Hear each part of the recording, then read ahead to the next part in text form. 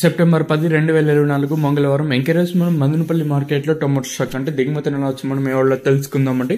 నేనుతో పోల్చుకుంటే దిగుమతి తగ్గిందా పెరిగిందా వేటని ఎవరిలో తెలుసుకుందామండి. తెలుసుకునే ముందు ఛానల్ సబ్స్క్రైబ్ చేసుకోలేదు.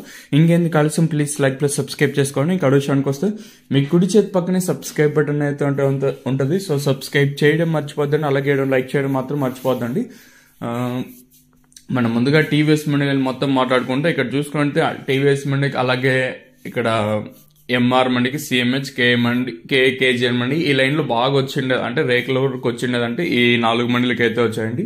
ఓవరాల్ గా ఇక్కడ చూసుకుంటే అంటే లైన్లో పెద్దగా మార్పు అయితే లేదు, సేమ్ దైనర్షట్ల దిగుమతులు అయితే వచ్చాయి. అలాగే GPR MRM Bhagyalakshmi SGS line చూసుకున్నా ఇక్కడ మాత్రం స్వల్పంగా దిగుమతి తగ్గింది. ఓవరాల్ గా చూసుకుంటే దిగుమతులు అయితే పెద్దగా మార్పు అయితే లేదు, సేమ్ నిన్నట్ల దిగుమతులు అయితే ప్రస్తుతానికి అయితే వచ్చాయండి.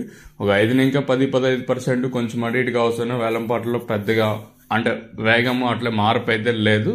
సో ఈ విషయం అయితే గమనించండి. ప్రస్తుతానికి దిగుమతులు అయితే పెద్దగా మార్పు అయితే లేదు.